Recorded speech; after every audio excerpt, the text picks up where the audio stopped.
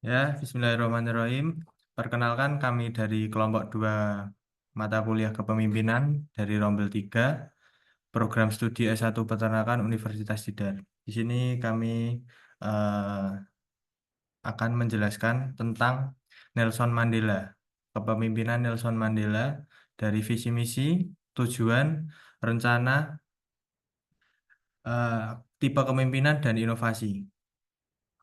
Di sini kami beranggotakan yang pertama ada Diki Ardiansah, yang kedua ada Katon Prasetyo, yang ketiga ada Muhammad Zaim Lazuardi, yang keempat ada Mukni Farah, yang kelima ada Puspa Cinta. Di sini kami akan membahas, yaitu ada 4 poin pembahasan. Yang pertama ada visi misi Nelson Mandela, yang kedua ada tujuan dan strategi, yang ketiga ada tipe kepemimpinan, yang keempat ada inovasi Nelson Mandela. Sebelum masuk kepada pembahasan, di sini saya ingin menjelaskan tentang sedikit biografi dari Nelson Mandela.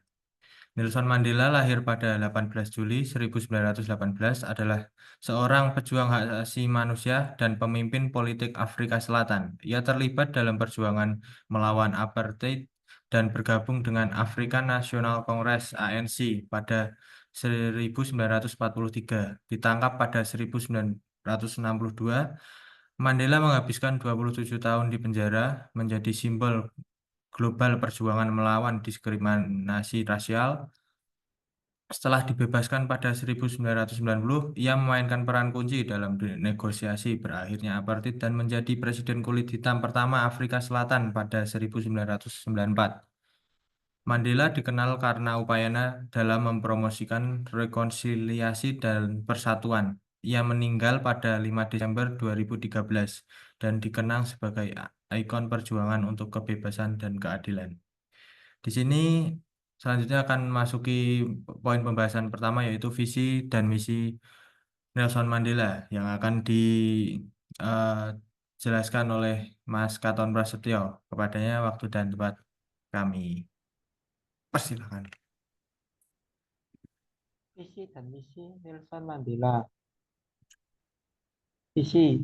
Visi Mandela adalah menciptakan masyarakat yang demokratis dan bebas, di mana individu hidup di dalam harmoni dan memiliki kesempatan yang sama. Ia percaya bahwa setiap orang dilahirkan dengan hak yang sama dan harus diperlakukan dengan martabat dalam pandangannya. Satu, kesetaraan. Mandela berjuang untuk menghapus diskriminasi, rasis, dan memperjuangkan hak dasar semua manusia. Dua, kebebasan. Ia menekankan pentingnya kebebasan sebagai hak asasi manusia yang fundamental. Menyatakan bahwa untuk menjadi bebas tidak hanya berarti melepaskan belenggu, tetapi juga hidup dengan cara yang menghormati dan meningkatkan kebebasan orang lain. Tiga, keadilan sosial. Mandela berkomitmen untuk memerangi kemiskinan dan ketidakadilan, serta mempromosikan budaya perdamaian di seluruh dunia. Misi. Misi Mandela sebagai seorang revolusioner anti-apartheid meliputi beberapa aspek penting. Satu, perjuangan untuk kesetaraan. Ia berjuang untuk membangun kesetaraan bagi semua wanita, pria, dan anak-anak, serta membela hak-hak dasar mereka. Dua, perlindungan hak asasi manusia. Mandela aktif dalam mempromosikan dan melindungi hak asasi manusia di seluruh dunia, berusaha untuk mengatasi masalah seperti rasisme dan intoleransi. Tiga, rekonsiliasi. Setelah dibebaskan dari penjara, ia berfokus pada rekonsiliasi nasional di Afrika Selatan, berusaha menyatukan bangsa yang terpecah oleh apartheid.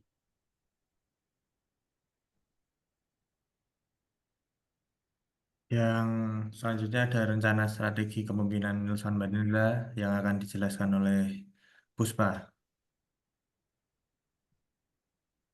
Berikut merupakan rencana strategi kepemimpinan Nelson Mandela.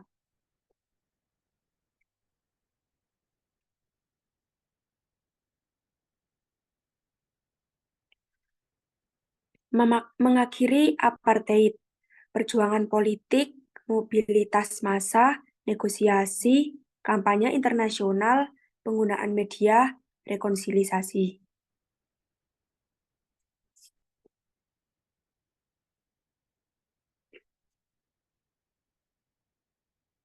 Selanjutnya, rekonsiliasi nasional, dialog terbuka, Komisi Kebenaran dan Rekonsiliasi, inklusi sosial, pendidikan, simbol persatuan, dan pembangunan ekonomi.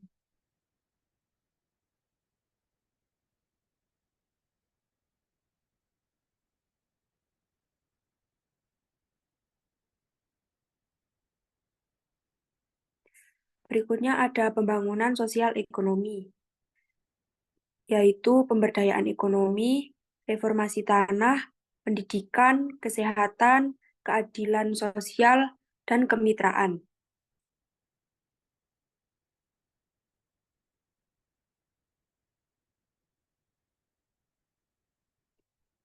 Selanjutnya lagi ada promosi hak asasi manusia, yaitu pendidikan dan kesadaran, dialog dan rekonsiliasi, pemberdayaan komunitas, simbol perjuangan, advokasi di tingkat global, penerapan prinsip keadilan, dan model kepemimpinan inspiratif.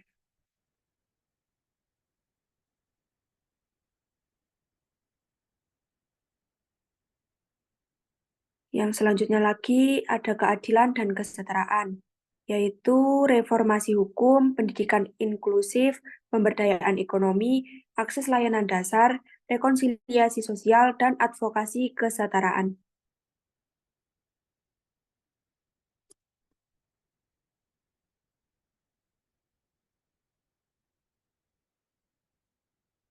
Berikutnya ada kepemimpinan yang inspiratif, yaitu ketahanan dan pengorbanan, rekonsiliasi, visi yang kuat, kepemimpinan inklusif, teladan pribadi, kekuatan pendidikan, empati dan kemanusiaan, dan menghadapi ketakutan.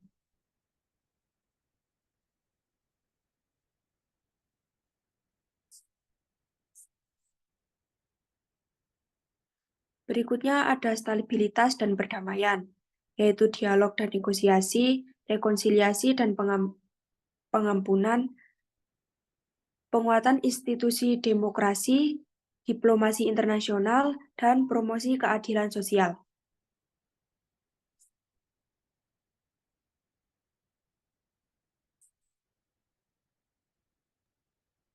Ya, selanjutnya ada tipe kepemimpinan yang akan dijelaskan oleh Farah.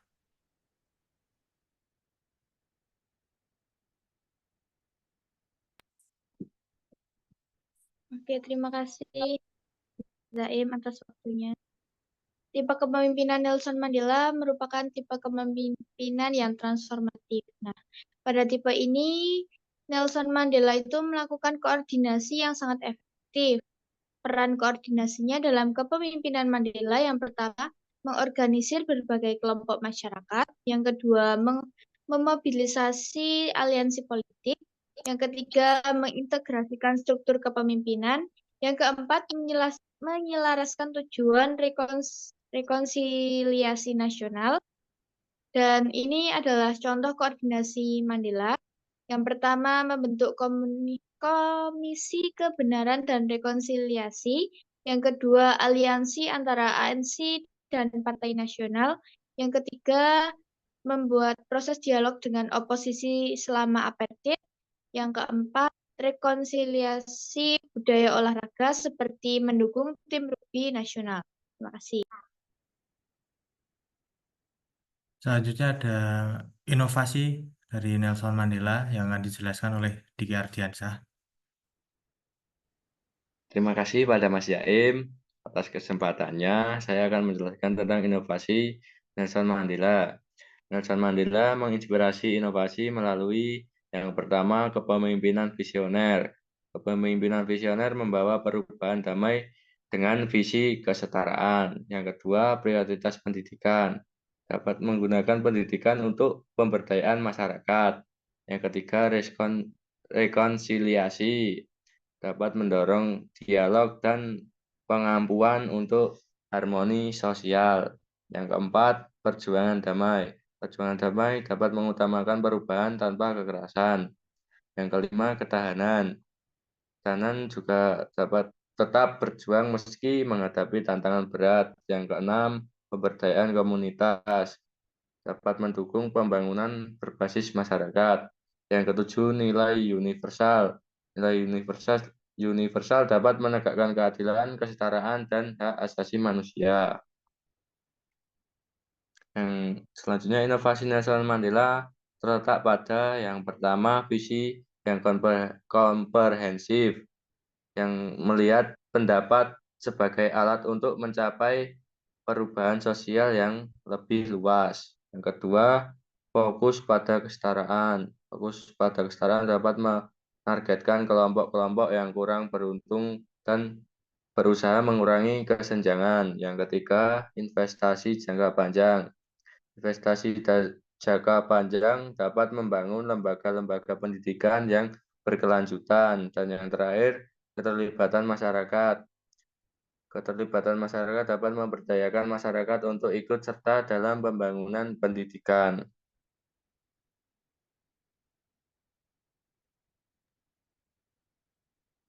Ya, dari keempat bahasan tadi dapat disimpulkan sebagai berikut,